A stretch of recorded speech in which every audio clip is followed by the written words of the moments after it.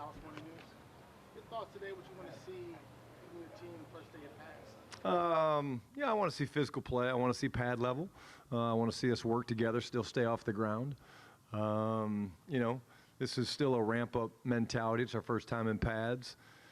It's a review day. The way we do it, Calvin, is, first 3 days the installs were in, but, there's no mistaking why you would do a review day the first day of pads, because you don't want any guys going the wrong way, bumping into each other, stuff like that. So the normal play style that we're looking for, but really the competition piece, playing to the edge without going over the edge. The same, we go an hour and a half, 2 hours, that kind of thing? It's hour 45 today with an hour 45 max. Yep. Health-wise, where do you stand? Thompson back? No. PJ Locke should be close to getting back. JT's doing great. Zion's going to probably be a little bit longer. Again, all three of those guys are working really, really hard. Clarence Hill, DLLS Cowboys, a couple of questions. Pads, what's the message? I mean, obviously there's no tackling. How do you want them performing in pads? Yeah, again, I think, we want to get our pads down. We want to be able to strike. There's things that you teach, in terms of we're a leverage tackling team, so the way you work and get your leverage. The difference is from going from a tag-off thing, Clarence, now we're actually going to wrap. We call it wrap and release. So you get down low, you strike, you wrap your arms, and then you release. Because if you don't have the ball carrier running, you can't get the conditioning and training the pursuit angles and things like that. But, yeah, the guys working together. The big thing we say is, hey, stay off the ground, protect your teammates, but play with great pad level and urgency. Not just studding up, it's studding and wrapping. It's going to be a little bit more of a wrap, yep. Last week was a lot of teamwork. Will you do any pass rushing drills, one-on-one drills, any of that sort of stuff? That's coming tomorrow. Yep, that's coming tomorrow. So today, again, first day in pads. You want to get these guys used to carrying their pads. They're all probably making sure they fit right and things like that. But tomorrow we'll get into some of that. Brian, Todd Archer with ESPN. Welcome back. Thank you. Appreciate it. There's a lot of talk about Gotti, greatest offense there is, and things like that. In your mind, what has to happen for that to become a reality?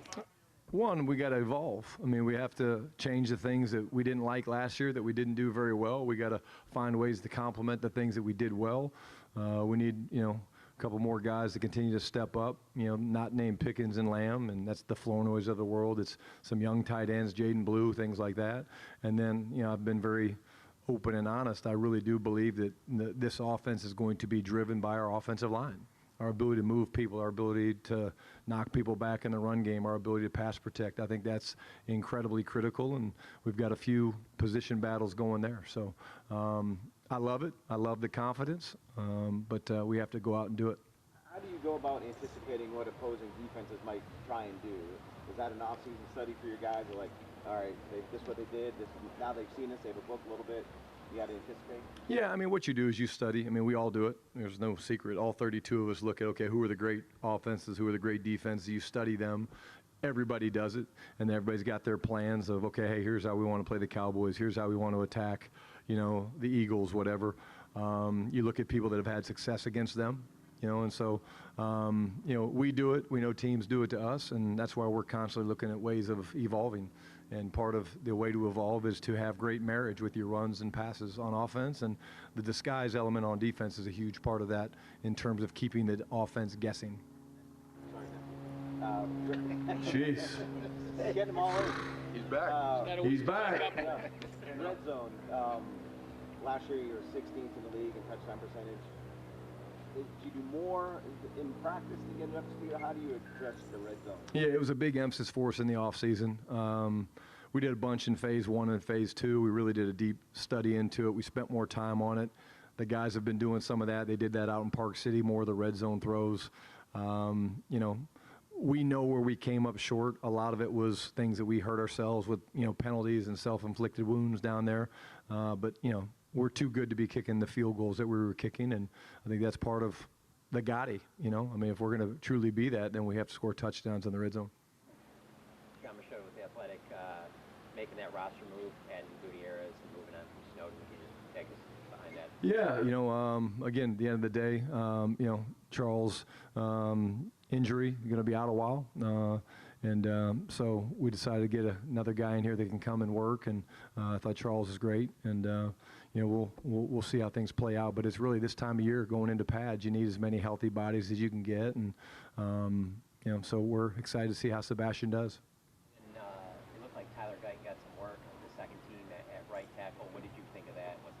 Yeah, actually, you guys are wrong. Whoever reported that is wrong. And don't worry, I make mistakes all the time. But he was playing jumbo tight end. So when the twos are up, we try not to move the tackles around. So we played him on the right. He was on the right, but he was playing tight end. So, again, just things we're trying out with. Did you report it? Was it you? Dang it. No worry. I make mistakes all the time, so it's no big deal. Yeah. Until I see it, I told the O-lineman the other day, especially Terrence Steele, I said, hey, Kellen Moore is a way cooler coordinator than you, Clayton. He throws the ball to the tackles. Terrence Steele's like, yeah. So, but guy catch probably. He's a pretty good athlete. Now catch in college. Did he? Okay. I'll tell Kellen and Clayton. Sports Star Telegram. These young safeties obviously getting a lot more opportunities with the injuries. What have you seen from these guys, and specifically Caleb Downs getting some work out deep as well? Yeah, I mean, that's what the one positive that you get when you get guys that are slowed by injuries is you get to find out some of your young players. Big shout out to Julius Wood. He and Elijah Clark have been flying around, in this defense. The ability to come out of the shell, the second half of the defense, and fit the B gap, I think, is really, really important. Those guys are showing a quick trigger and getting up there and getting set fast. Shout out to Reddy Stewart. I mean, he got moved to safety the other day, and that's the versatility he gives you. Here's a guy that's really a nickel, but he's going back there and playing there. But what I really do like is also the guys that have been out. I mean, you watch them in practice. They're watching, they're communicating, they're coaching, and that's part of the deal as well. But it's a deep position for us. Marquise Bell, he's played a lot of great football for us, and we feel really, really fortunate to have that type of depth at that position. Going back and watching the film from these first 3 days, is there a specific one-on-one battle that's been really fun for you guys to watch and that you're excited to see in pads? There's been a lot. It's been fun for me, maybe not Beebs, Cooper, going against Kenny and Quinnen every time. But I would pay money to watch Quinnen Williams and Tyler Smith play football. If it's just the two of them on a field, run blocking, pass blocking, I would pay admission for that. So, but really all of them. It's been fun to watch CD and George go up against Kobe Durant and Vaughn and Kalen. So a lot of matchups that we look forward to seeing. Tommy Arish, DallasCowboys.com. Brian, you kind of mentioned it a little bit, but offensive, defensive line, when you put the pads on, it's very different. What's telling for you when you watch them with them on versus when they're not on? Yeah, again, I think the biggest thing is just the pad level, the ability to sustain blocks. Combinations get a little bit, thinner because linebackers are coming downhill. And when you put pads on, Tommy, you want to make sure you keep your fundamentals. You can't just, start flopping around and going and losing technique, because at the end of the day, it's going to be the technique that allows you to get your pads down, get your feet in the ground, lift the opponent up by getting with your pad level and hitting with a 6-inch rising blow. So I want to see these guys still continue to use their fundamentals, even though the pads are on. The pads just really give you a chance to, be a little bit more physical. And we've been really big this offseason and even early in camp using our hands. You'll see more shoulder blocks and things like that today.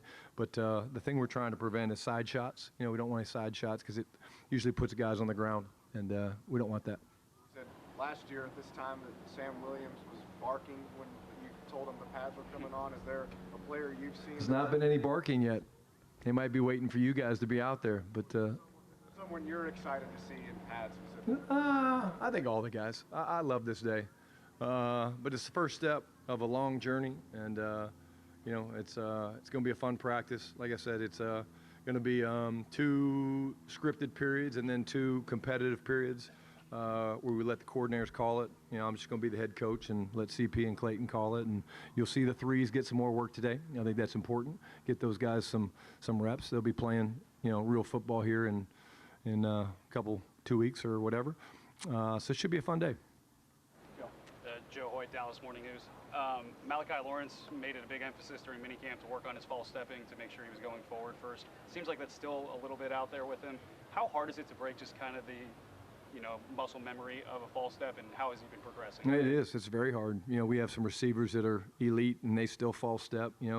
Have a few other skill players on offense that, again, you would love them to eliminate the false step. But when you're a pass rusher and every inch counts. I think it's really important, but he works tirelessly at it. He actually had a rush the other day, I think it was against T. Steele, where it was an edge rush. T. Steele had a really good set, and he had a sweet hand swipe where he beat T. Steele inside, and that was one of the things that, I'm excited to see Malachi, but it was a really cool counter. Part of pass rushing is, your initial move, but what's your counter and what's your toolbox that you use to defeat the blocker, and he's learning all those from Chidera and BT. Extra conditioning. Tyler Guyton was talking about how when you're that tired and you have to run again, it almost makes your mind lock in a little bit more and helps with the end of game and keeping your fundamentals. For a guy like that specifically, and just in general, how much does that help with the discipline, late game discipline, and the extra conditioning? Yeah, I think it's important. I think it's good when the players are saying that. I think they understand. My big thing from them is I wanted them from the very beginning to understand that it was not punishment. This was the plan all along. We're going to, plan on doing some running today.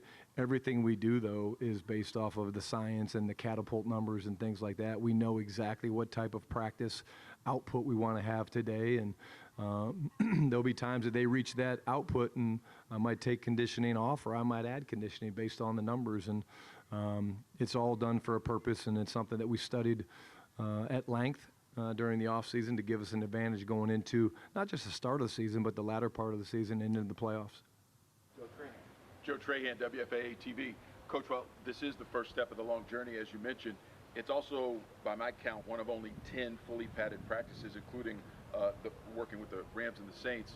What's the message to your team about the urgency that they need to work with as well? Yeah, maximize it for sure, Joe. That's really important. Again, I think I use the word here a lot. Some of it's mandated by the league, some of it's mandated by us as a staff. But like the ramp up, why do you not do one-on-ones today? Well, they're just getting the kind of feel for their pads.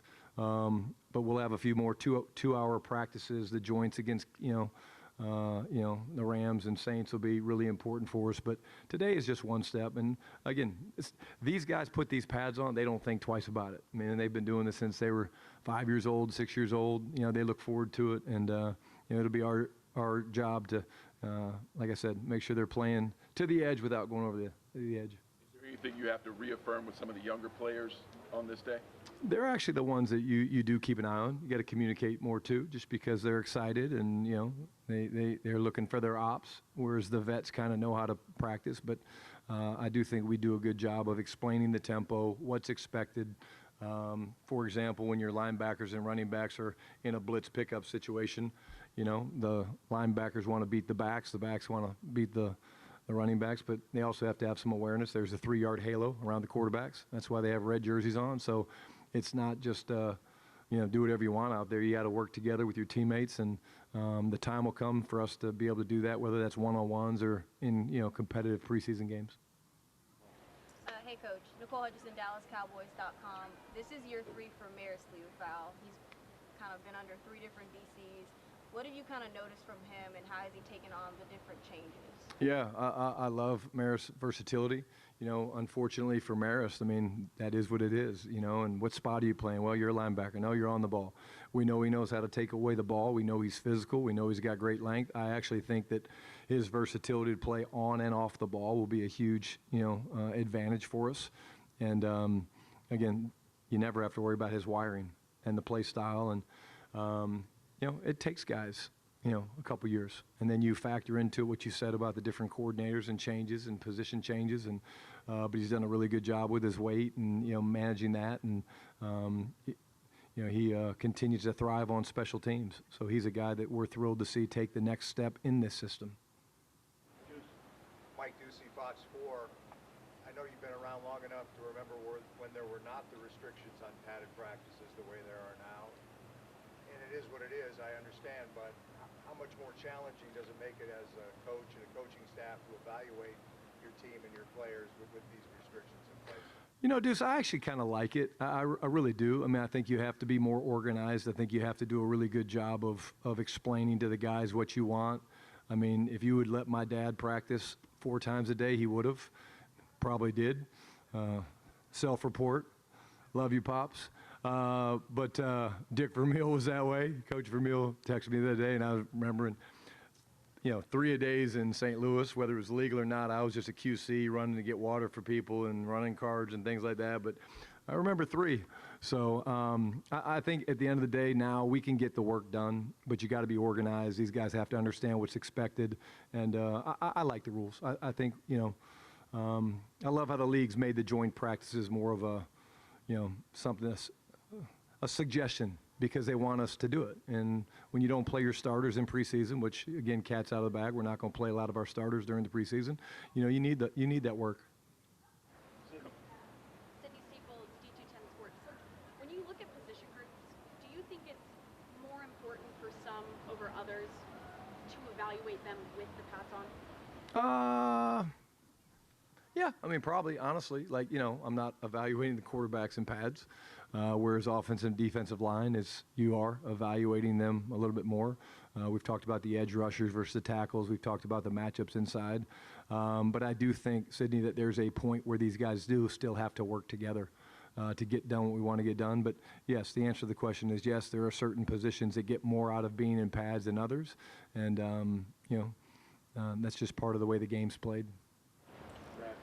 Brad Sham, Cowboys Radio, 105.3 The Fan. Since you opened the door to talking about preseason playing time. Why did I figure you would take that, Brad? Yeah. Yeah. I don't write them, I just read them. No, okay. Yeah. Well, you got to have your depth chart. I get it. You got to be able to speak about this stuff. How do you, as a staff, balance rookies who you think are going to be starters, who you don't want to overexpose but have to play some? How do you strike that balance? Yeah, it's a great question. I'll answer it. So we put players into 4 groups, A group, B plus, B minus, and C. And in that group, that tells us whether they're playing 0 snaps in the preseason, whether they're playing 10 to 15 snaps in the preseason, 25 to 35 for the B minus, and kind of unlimited for the C's. I have a list in my mind. The coaches get with the coordinators and they debate those things. Caleb Downs, for example, do you play him, do you not play him? We're having those discussions, and good news is we don't have to make those decisions for a while, but there's something to the young guys playing a little bit, and we do it in the first 2 games. I think that's part of it. Usually don't play many of those guys in the 3rd preseason game, but it's something that we're very serious about. Coach Charles Robinson from Front Office Sports. Once you put the pads on, how long does it take to tangibly really understand where the roster deficits are? Charles, that's a good question. I think it's different every year. I think, we have an idea right now of where we feel we're strong and maybe where we feel like we've got great depth, and then, hey, we're a little thin here. But I would say it's after that 2nd preseason game. I mean, we got to see these guys play real football, and even out here, it's the closest thing that we can do to real football. But we're not tackling, taking guys to the ground and stuff like that. So I think you got to probably get through the 2 joints, the 2 preseason games. Once we break camp, head back to the Star after the Arizona game. I think we'll have a better idea of kind of where we stand. But it doesn't mean that we're not always looking, for potential, additions to our roster. Hi, Candace Lamb, D210 Sports. Speaking of pads, what players have you seen looking for or heard looking forward to so far to being in those pads and being a little bit more physical in practice today? Again, I think there's not one player, by name that comes out. I think it's more, again, I think the offensive, defensive linemen are really looking forward to those matchups. Tomorrow will be a fun day because we'll match up, in one-on-ones, certain guys against certain guys, because, we want to see those guys work and they enjoy it, and that competitive spirit comes out, which is a big calling card for us. Mike, last one. Mike Leslie, WFA. With your inside linebackers, what have you liked, what have you seen from Marvion and D. Winters, and how much is Jay Sean kind of inserting himself in that conversation? Yeah, I mean, I think, you mentioned a couple names, Mike, but again, I like a lot of things from really a lot of the guys. I think, Demo's doing an awesome job. Green dot, not, I can spin, Clarence around with that conversation for the next 20 minutes if we want. Who's the green dot, who's not. But, D. Winters, the speed shows up on film for sure. Jay Sean's been really, really good. Shamar James is standing out. And then, there's some other guys. I mean, Justin Barron's doing awesome. Curtis Robinson, he's a guy we brought in that we're really excited about. And Vet, and then Langston Patterson as well.